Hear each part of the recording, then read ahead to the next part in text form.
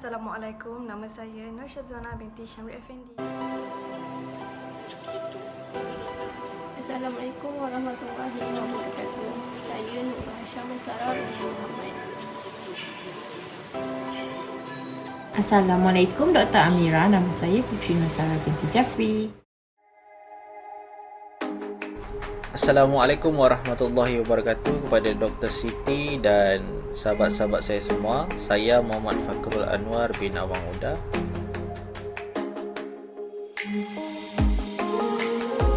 Assalamualaikum, saya Dini Muhammad Hussein.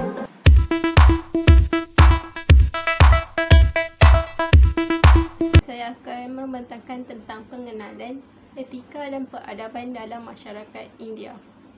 Di Malaysia terdapat pelbagai bangsa yang dikuasai oleh 3 bangsa utama, iaitu India, Melayu dan Cina. Ketiga-tiga bangsa ini mengamalkan kepercayaan dan budaya yang berbeza. Kepelbagaian ini tidak menghalang mereka untuk hidup di bawah kemakmuran sesebuah negara, walaupun mereka mengamalkan kepercayaan dan latar belakang budaya yang berbeza. Etika dan peradaban penting dalam masyarakat, akan tetapi tahap penghayatan perbezaan dipengaruhi oleh perkembangan sejarah, struktur sosial dan perkembangan biografi manusia. Etika dalam masyarakat Hindu, ia dikatakan sebagai ilmu yang mempelajari tata nilai dan tentang baik dan buruk sesuatu perbuatan yang akan mencipta kehidupan yang baik dalam hidup manusia. Bagi masyarakat India, mereka menekankan nilai-nilai penting untuk membentuk individu, membentuk persaudaraan, membentuk watak yang bertanggungjawab dan mewujudkan keharmonian sosial.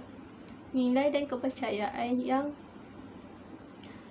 membentuk unsur-unsur ini meliputi satyam, kebenaran dan kejujuran, karma, balasan dan dharma, ketaatan.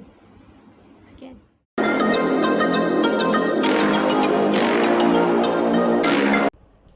Dalam tamadun India atau Hindu mempunyai 3 elemen. Yang pertama, satyam. Satyam bermaksud kebenaran. Walau bagaimanapun, semua perkara yang nyata dapat digambarkan secara ilmiah sebagai perkara sebenar. Satyam secara peribadinya bermaksud pengetahuan yang benar yang merangkumi kebaikan, keadilan, tindakan yang betul, ucapan, pemikiran yang tepat serta realiti mutlak. Dengan kata lain, satyam adalah hukum kekekalan atau keabadian, mempunyai kewujudan sekular dan mempunyai sifat tersendiri. Dipercayai bahawa kewujudan dan sekular keberadaannya dapat dirasai oleh manusia dan mereka yang mempraktikkan kata-kata, pemikiran dan tindakan yang betul dapat mencapainya. Dalam perjuangan kemerdekaan, Mahatma Gandhi telah menggunakan satyam sebagai senjata dalam sosial dan politik. Satyam dalam konteks masyarakat dalam estetika Hindu menekankan aspek moral tertumpu pada keteguhan, keikhlasan termasuklah kejujuran dalam seni. Nilai-nilai kebenaran dalam realiti seni di Bali selalu digunakan sebagai asas pelaksanaan dalam segala kegiatan masyarakat dan aktiviti seni untuk menarik tumpuan mereka yang melihat karya tersebut. Ini menunjukkan karya seni tidak hanya dijalankan dalam arena ekspresi artistik, tetapi mengarahkan ekspresi dan naluri artistik yang diperlukan dalam memberi dan menghasilkan nilai moral seni dan ketenangan jiwa berdasarkan aspek kebenaran dalam seni. Satyam dalam konteks masyarakat menerapkan nilai dalam pendidikan Hindu. Terdapat 2 cara pengajaran di sekolah. Yang pertama, guru agama mengajar ajaran agama dan nilai-nilai kemanusiaan secara langsung kepada anak-anak. Yang kedua, ajaran agama disatukan dalam semua mata pelajaran dan akan diajar di sekolah. Guru agama tidak hanya mengajar dalam isi pengajaran, tetapi boleh memancarkan dalam bentuk kasih sayang yang merangkumi 5 perkara: tingkah laku yang betul, kedamaian, kebenaran, cinta dan bukan kekerasan. Untuk rancangan pelajaran secara langsung, perlu persiapkan penguasaan bahan untuk persembahan. Teknik yang digunakan terbukti dalam beberapa buah negara maju. Bertafakus sebelum memulakan pelajaran, berdoa, memberikan penerangan, bernyanyi bersama dan melakukan aktiviti secara berkumpulan. Dalam era global ini, agama mempunyai banyak unsur terjemahan falsafah sayang. Seperti sains pemasaran, produk akan diterima oleh pengguna jika produk itu berguna, praktikal, mudah, padat, menarik dan cantik. Agama juga ditinggalkan kerana masih pandang secara dogma dan doktrin. Kedua-dua dogma dan doktrin adalah ajaran gereja, tetapi dogma lebih penting, tidak boleh diubah dan dipertanyakan. Belum difahami oleh sumber pengetahuan ataupun sumber kehidupan. Orang-orang Hindu akan ditinggalkan jika mereka tidak memberikan faedah dalam kehidupan umat.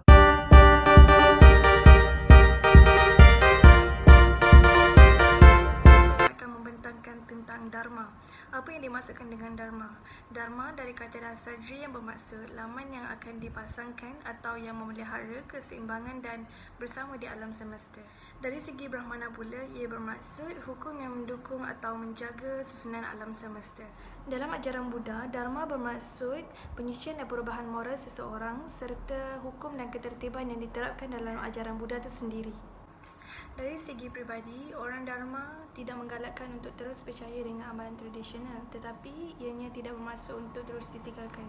Seterusnya, kedudukan wanita adalah sangat unik. Wanita diberikan kebebasan dan kepercayaan sepenuhnya. Orang-orang Dharma juga gemar untuk mempelajari ilmu pengetahuan tentang sejarah.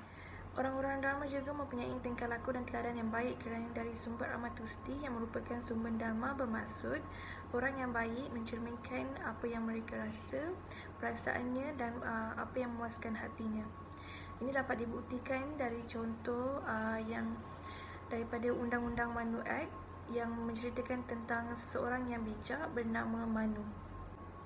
Dari segi masyarakat pula, cara Dharma meraihkan perayaan mereka ialah dengan meluangkan masa, melakukan perkara yang dapat menghindari kejahatan seperti membuat kerja amal dan menolong orang yang berdekatan dengan mereka. Contoh perayaan yang mereka ada ialah perayaan tahunan serta pergodalan di pura iaitu kuil. Amalan tradisi yang sering dilakukan oleh orang Dharma ialah puja dan pembacaan japala mantra. Japa bermaksud pengulangan ayat suci selama beberapa kali, manakala mala pula merupakan butir-butir yang dirangkai dengan benang kapas. Dari segi negara pula, Dharma mementingkan tentang pemerintahan yang baik kerana pemerintahan yang baik akan membentukkan sebuah negara yang baik. Terdapat beberapa aturan yang baik telah diusulkan yang dinamakan sebagai dasar Raja Dharma. Aturan tersebut ialah jauhi diri dari suka mementingkan diri sendiri, mengekalkan kepribadian yang tinggi, bersedia mengorbankan apa sahaja kebahagiaan demi rakyat, sentiasa bersikap jujur dan menjaga keikhlasan yang mutlak, mengamalkan hidup bersederhana dan bebas dari segala kebencian, mempunyai sifat kemanusiaan dan tidak bertindak ganas. Yang terakhir ialah sabar, hormati pendapat orang lain serta menitik berat tentang keamanan dan keharmonian negara. Dari konteks global pula, dari segi ekonomi khususnya, Hindu berlandaskan ekonomi Dharma yang bermaksud tidak menyakiti atau membunuh dalam membangunkan sesuatu ekonomi. Ekonomi berlandaskan dan berorientasikan keuntungan tetapi penuh dengan persaingan. Inovasi ini dapat memberikan peluang pekerjaan dan membuat kehidupan masyarakat lebih baik. Saya akan menerangkan pasal karma. Karma berasal dari bahasa Sanskrit India atau karma berasal dari bahasa Sanskrit Buddha. Secara harfiah, ia bermaksud tindakan. Ini adalah kepercayaan yang berasal dari masyarakat India kuno yang percaya bahawa hasil dari setiap tindakan manusia akan membawa akibat atau pembalasan. Tindak balas dan akibat ini disebut vipaka. Karma atau kamma dalam agama Hindu dan Buddha adalah tindakan yang dapat menghasilkan hasil vipaka. Perbuatan baik akan menghasilkan kebahagiaan, sebaliknya perbuatan jahat juga akan mendapat akibatnya.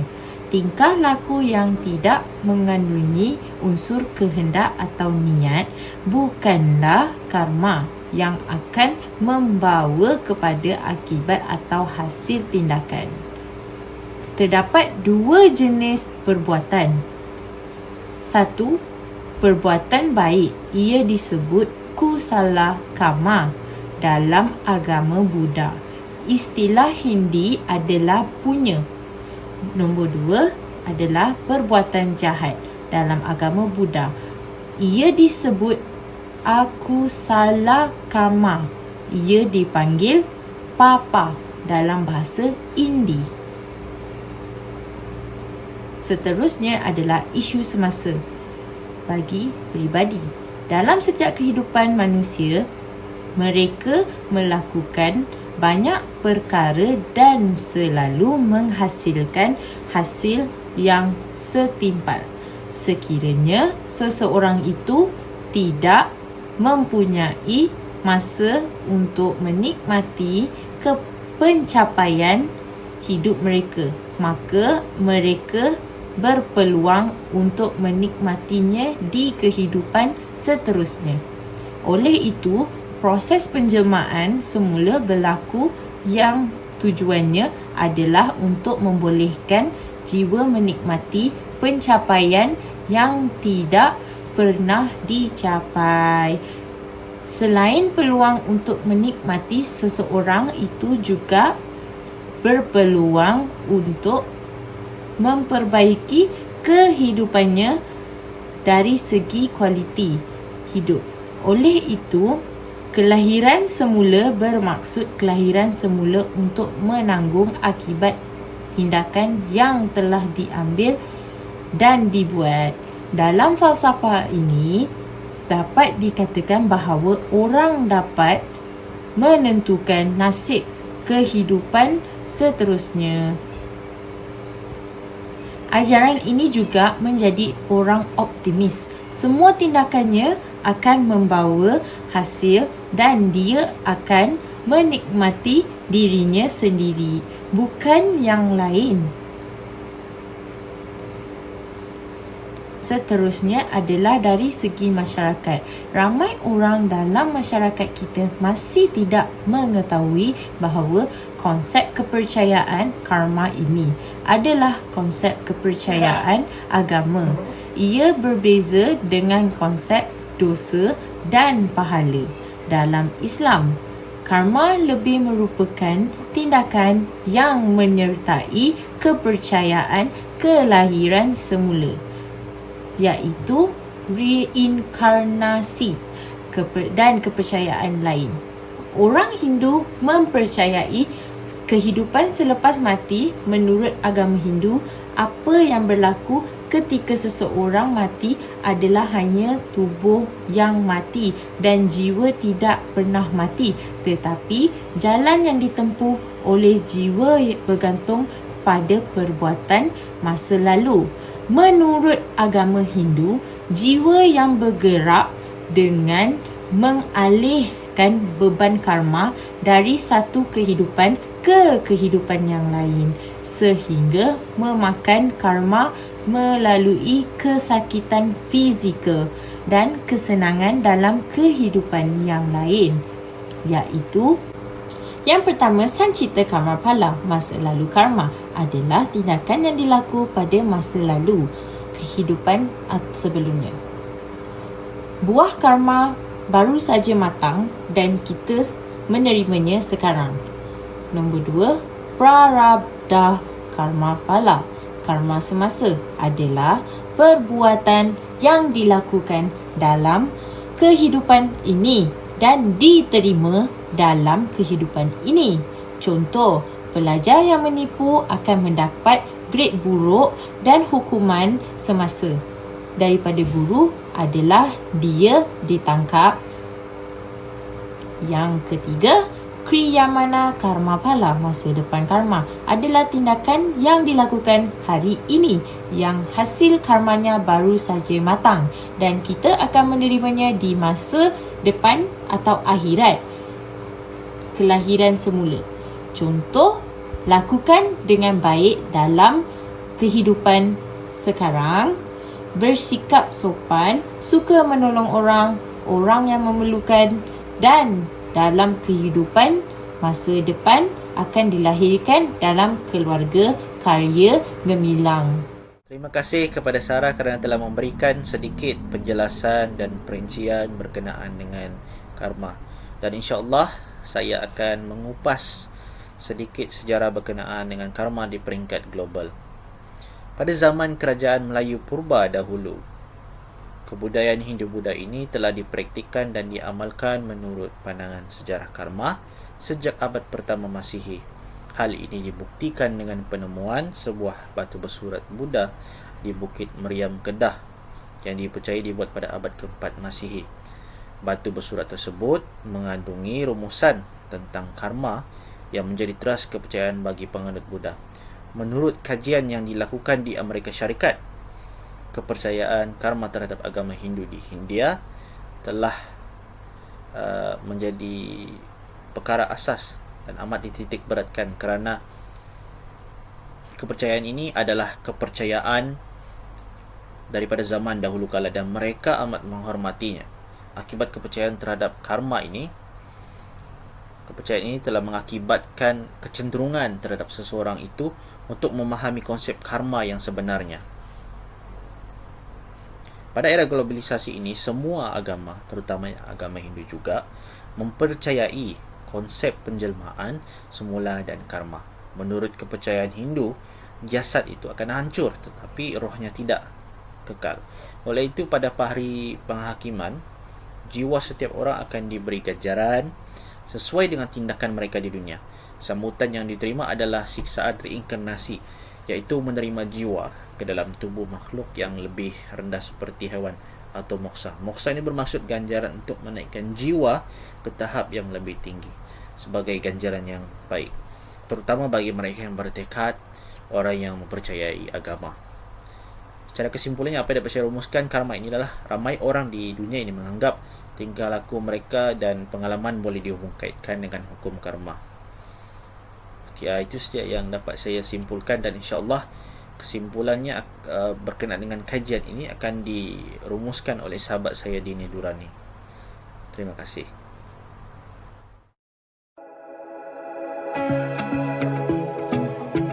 Jadi, sebagai kesimpulan, sejarah India adalah salah satu peradaban yang berkembang pesat, merangkumi hampir semua aspek masyarakat, sama ada dari segi sosial, ekonomi atau politik. Mereka yang menguasai pelbagai teknologi asas dapat membuat pekerjaan mereka terus berjalan hingga ke hari ini. Zaman pertengahan Islam mula berakar umbi dalam masyarakat India. Berkat hubungan baik dengan orang Arab di negara jiran, Islam diserap oleh segmen masyarakat India tertentu walaupun terdapat klasifikasi agama dan bahasa di berbagai wilayah. Mereka tetap berhasrat untuk menjalankan aktiviti dan kepercayaan hidup mereka sendiri melalui buku-buku agama yang diterbitkan pada masa itu. Bukti, zaman pertengahan masih ada kerana pemberontakan Inggeris dan pencerobohan India. Abad pertengahan hanya dapat bertahan selama beberapa dekad. Dari perspektif pengaruh kolonial, kemunculan sistem pendidikan yang masih digunakan hingga kini. Walaupun Inggeris tidak menghormati tradisi pemerintah tempatan dan mencetuskan pemberontakan, pada tahap tertentu ini membolehkan masyarakat India melihat wanita dengan mata yang sama dengan lelaki. Selepas pemberontakan sosial pada tahun 1857, India akhirnya memperoleh kemerdekaan pada 15 Ogos 1947. Hari terakhir ini tidak berakhir kerana hari ini masih dianggap hari terakhir peradaban manusia. Akhir kalam, sama seperti masyarakat India, kita dapat mengambil sikap positif dalam membangun negaranya sendiri. Diharapkan Malaysia juga dapat meningkatkan dalam pelbagai acara untuk mengekalkan kehidupan masyarakat berbilang etnik di negara ini. Sekian, terima kasih.